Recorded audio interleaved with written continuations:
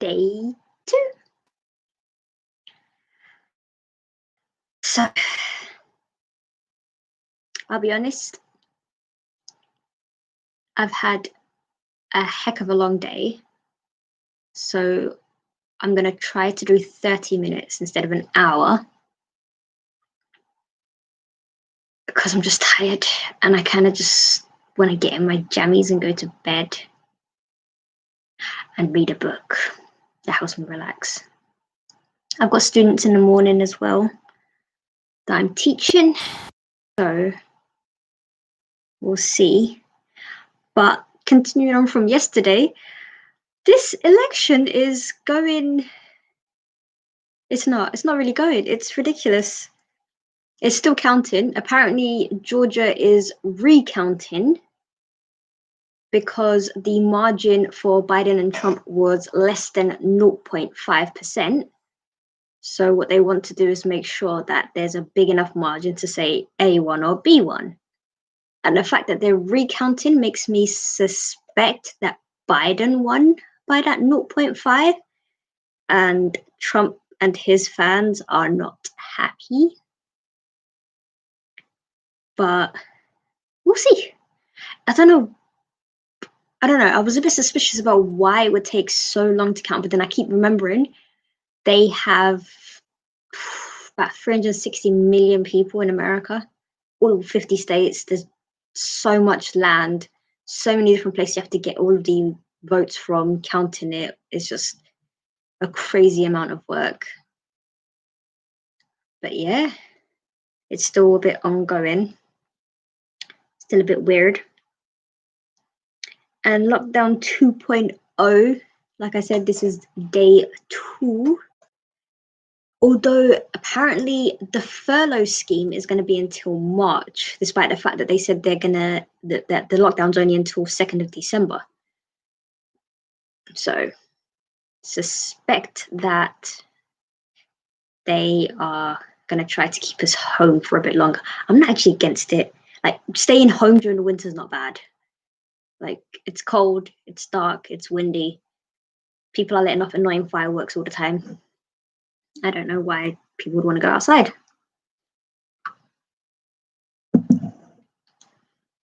I was supposed to actually have topics to talk about today, but I literally just finished teaching, so I am more concerned about what I'm going to have for supper. And I don't know why no one's interacting. Like, say a message, say hello. Like, come on. Am I that scary?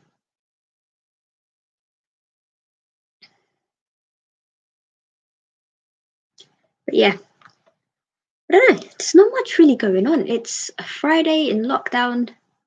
Oh, there are mocks coming up for year 11s. Some of you guys are starting next week. Some of you guys won't be starting until the end of November and some are in December. So if there's any questions that you guys have, or any specific topic you want to go over, or if you want help answering an essay, just let me know. I can put up a video for that. But there's tons of videos there to help you out for how to answer language questions and literature questions. Some of them focusing on specific questions, for example, just a question 4 on language paper 1, because I know quite a lot of people struggle with that.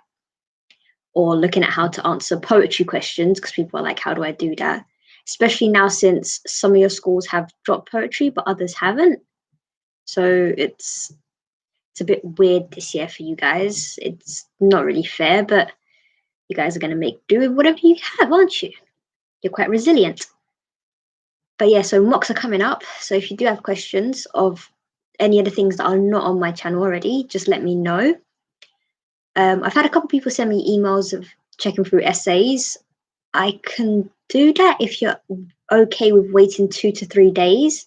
If it's something you need me to check straight away, I don't know if I'm going to be able to because of work. But if you just want me to check over how you're answering a question and you just want tips, I'm happy to do that. My email is on the about bit. You can contact me there.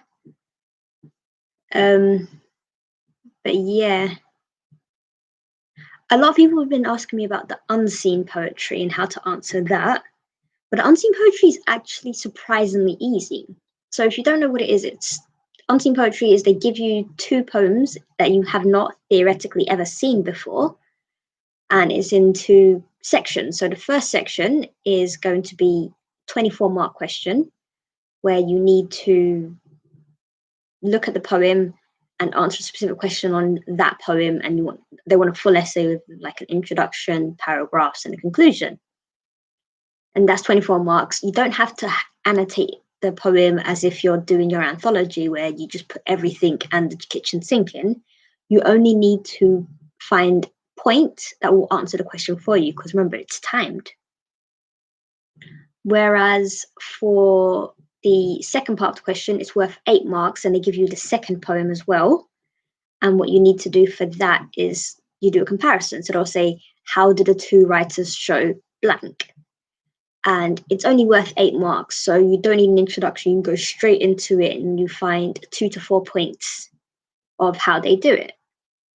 And that's it for basically unseen poetry. It's not as complicated as if you're doing the anthology part. Oh my gosh, I've been sitting for way too long.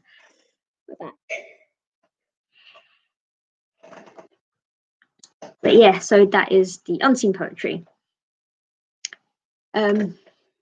Some of you guys are doing the anthology, so you'll still have to follow the format of how to answer that. They give you a poem, you answer the question on it, you think of the other one you remember one from memory, and you answer and you compare it. And in spectacles or whatever text it is that you guys do in your school, most people do in spectacles, you're given 2 questions and you just need to pick one, but there's no extract. Shakespeare, they give you an extract and you answer the question from the extract and the wider text. And the novel you do, the 19th century novel, same. They give you an extract and you answer the question using the extract and the wider text. But yeah, that's it for literature and marks. I know some schools are doing just literature, some schools are doing just language, and some are doing a mix. But yeah, like I said, videos are up. There's quite a lot of stuff. The disadvantage this year is that there weren't exams in the summer, because normally year 11 mocks are the summer paper. And because I would have seen the summer paper, I would be able to tell you and help you answer the questions for the mocks very specifically, or tell you what the theme is at least, and say these points are great. Bit cheeky, but if I have the information, why not use it? But this year, unfortunately, I do not have that. So it's literally going to have to be you guys doing it on your own. And I don't know what your school's going to pick, if they're going to do a pass exam paper, because a lot of you guys have actually probably gone through a lot of them, or if they're going to make their own questions, which they're allowed to because it is just the mocks. Oh, there was another thing I wanted to talk about, is the fact that a lot of year 11s don't realize that sixth form applications, some of them have already opened and some even have finished. So you guys need to actually start thinking about sixth form applications. Look at whatever sixth form you want to go to their website and find out the dates of when the applications close, because it's no point when it's too late. So do that, find out quickly. And that way you can find out exactly what information they want. Do they want a report from your school? Do you need to do a personal statement? Will there be interviews involved? Will there be assessments done based on the subjects you pick? So make sure you do that. Because I know some of them have closed and some aren't opening until the end of this month, and some are still open.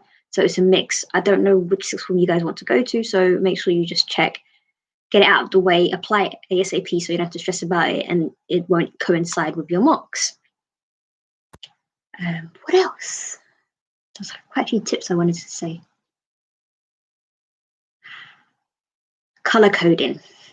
So I always recommend color coding when it comes to revision, mainly because if you start everything with color coding, your brain automatically associates that color with something very specific. So since you kind of need to do metaphors, similes, personification, a few of those common language features for language and for literature, then it's best if you color code it. So metaphors will always be pink. You always highlight everything in metaphors throughout all of your books in pink. If it's a simile, you highlight it in green.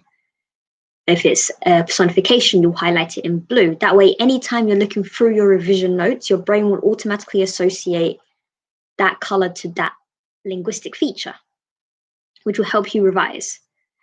Then there's also the fact that when you are in your exams, you are allowed to use your highlighters. So use your highlighters, keep the same color code, pick one key and always stick to that same color code in. And that way, when you're doing your exams and you want to take notes, you can just highlight and you don't have to write next to it what it is, because you know automatically if I highlighted it in pink, if I highlighted it in green, it's a simile. If it's blue, it's personification. Alliteration is a different color. I'll do a squiggly line if I want it to be hyperbole. You'll always know what it is because you've been using this same method to highlight all of your work. It saves you time in your exam as well, because sometimes people will go in with a highlighter, a single highlighter, one color, and then highlight loads and loads and loads of things in the extract, and then they'll be like, I can't remember why I highlighted this, because you'll highlight and not leave a note for why you did it. So the best thing to do is do a color coding so you always know.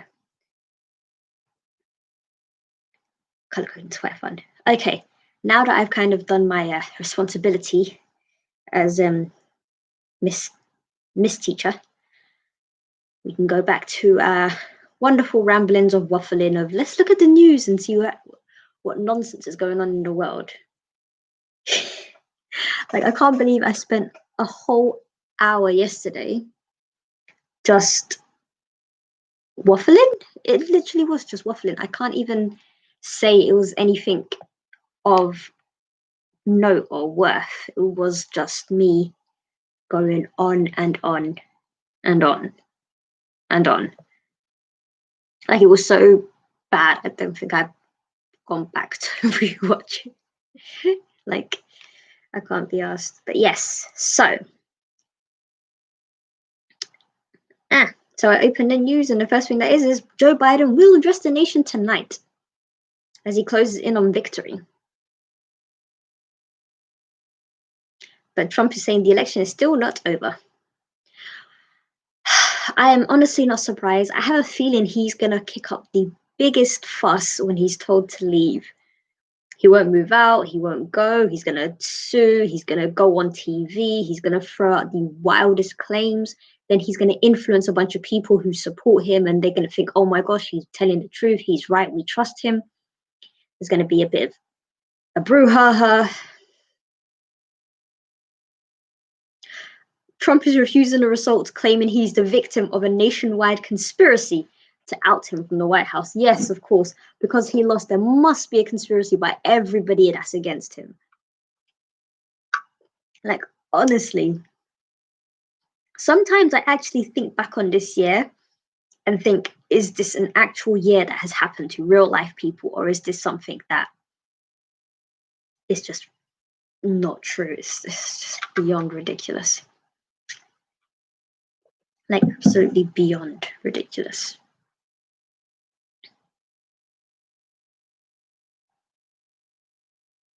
I don't even want to read the full article. I'm done.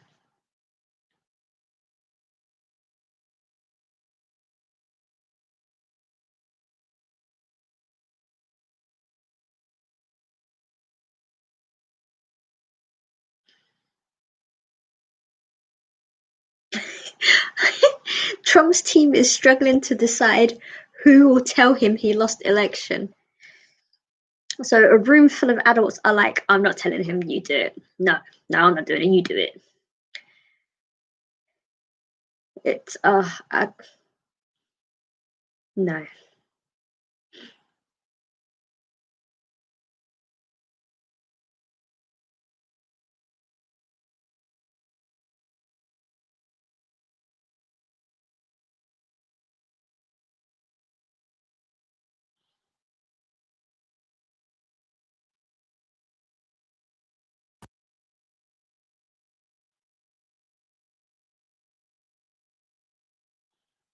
All right.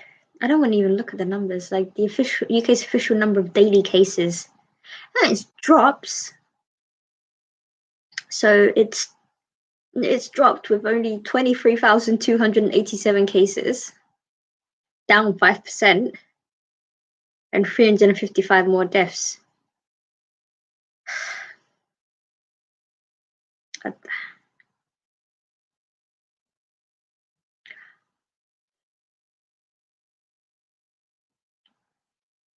Oh my gosh. There's just so much going on right now, and like I said, it's all them people who kept saying 2020 is going to be the year. They've cursed us. I don't know what to do.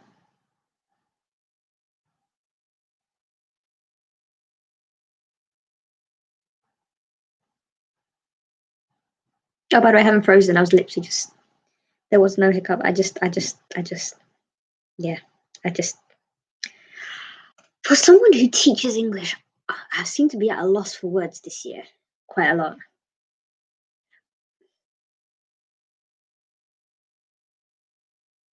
So let me see. What new stories?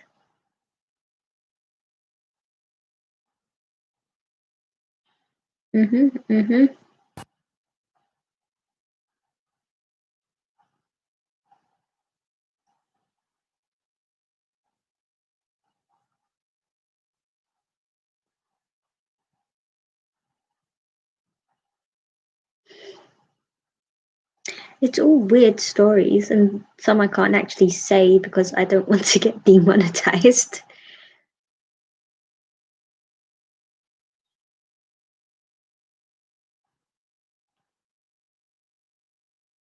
There was something I wanted to talk about, though. What was it? There was actually something I wanted to talk about. Like, something that was kind of useful to people.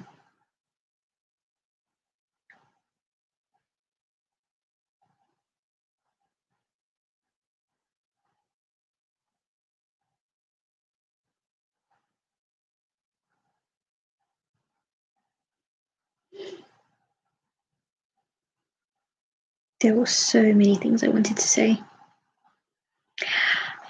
To be honest, I can't remember. I don't know if I'm cut out for these live streams. But because I made a commitment and I want to get out of my little bubble of a room, I literally spend, I think, 22 hours of my day in the room. I actually spent an hour an hour and a half outside of my room today, an hour cleaning and half an hour making food. But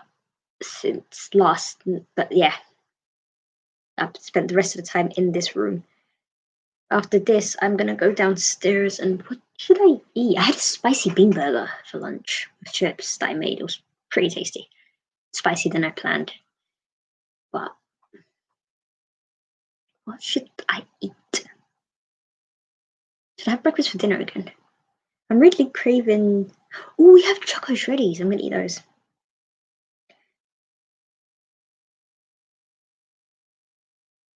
All right.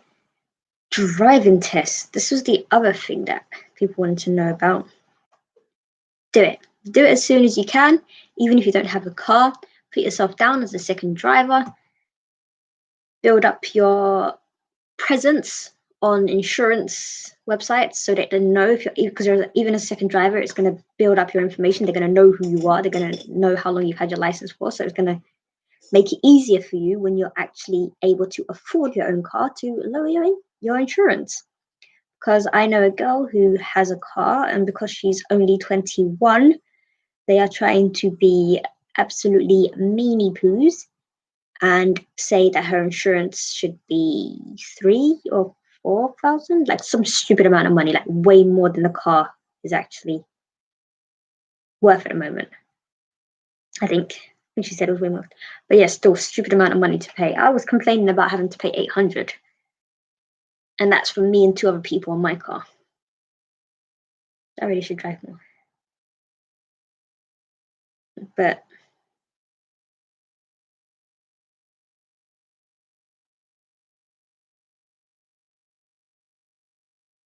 But yeah, to get your license as soon as possible, get yourself down on your parents as a second driver, or even if you can't put yourself down and like no one in your family has a car, the longer you have your license, once you get past that 2 year initial bit where if you mess up, you can lose your license, your insurance premiums will go down. So having your license as soon as possible is still better. Ultra rare pink diamond, considered the biggest ever of its kind and described as completely pure, could fetch 29 million at Swiss auction. Why did I read something that made me feel even poorer than before?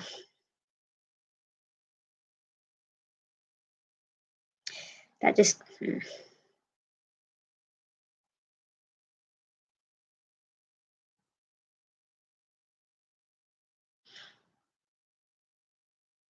So there'll be a furlough. So what is this?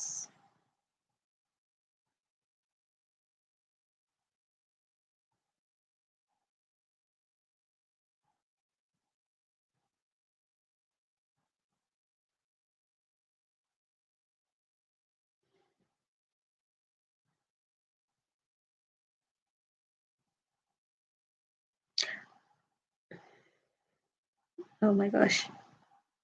Police arrest 190 anti-lockdown protesters after hundreds marched through central London, chanting freedom and take our country back. They're like, oh, the numbers have increased. People are dying. There's so many people that have got the virus, but we want our freedom. Like, no one's telling you can't have freedom. They're just telling you to keep a distance while you go for your freedom. There's really no need to be that close to each other.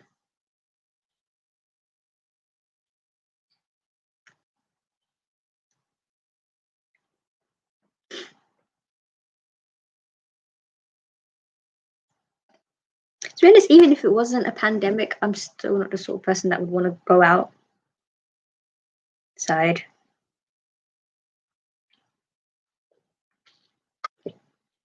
Especially if I knew there was a crowd going to be there. Why am I asocial? Why?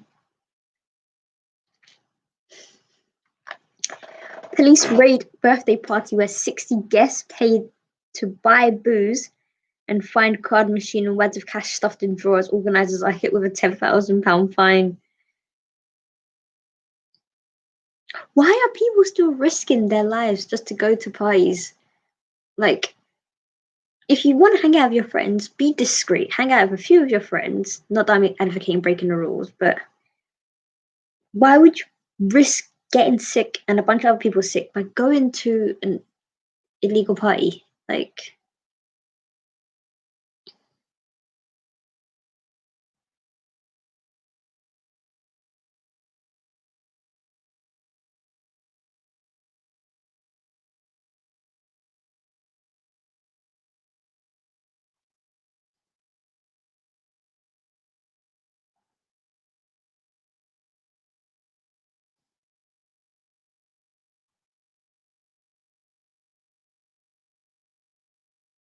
oh,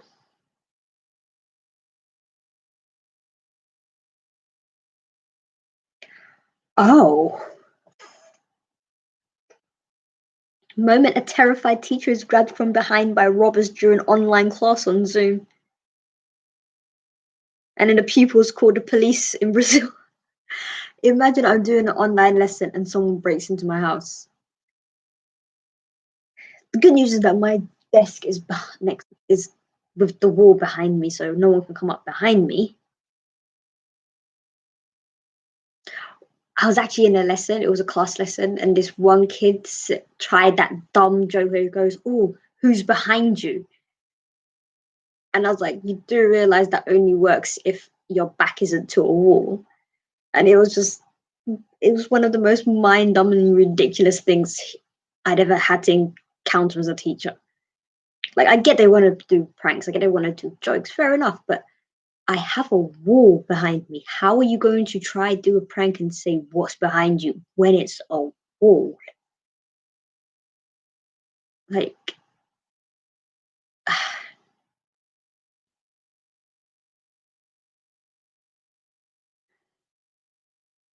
but yeah, that's hella scary.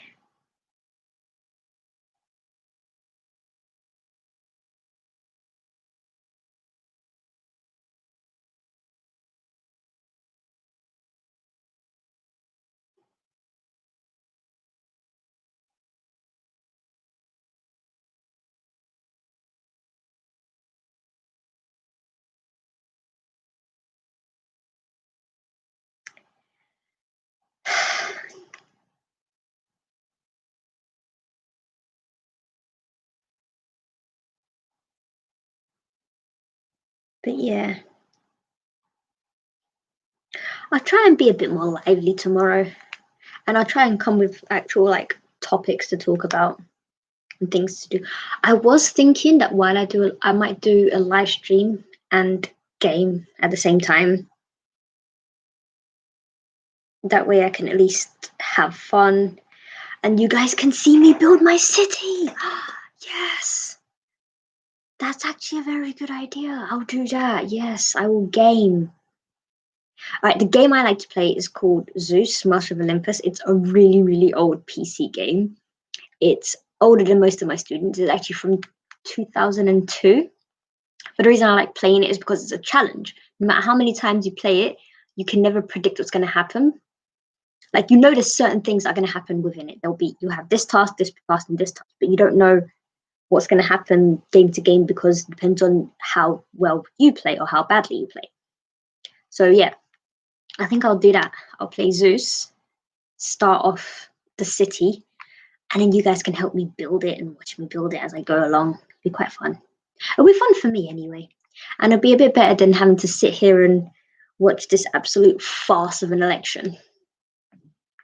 But yeah.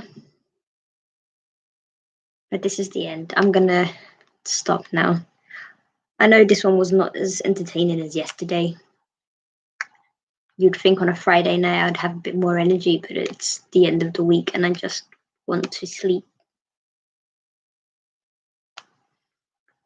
I've repeated myself several times saying that. I apologize.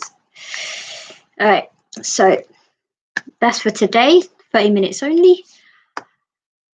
I'll try to do a bit more tomorrow. Actually, I will. I'll do a bit more tomorrow. If I'm at least gaming, it'll be a bit more fun. And yeah, it'll be Zeus. Might be something else. No, it'll be Zeus. Ciao.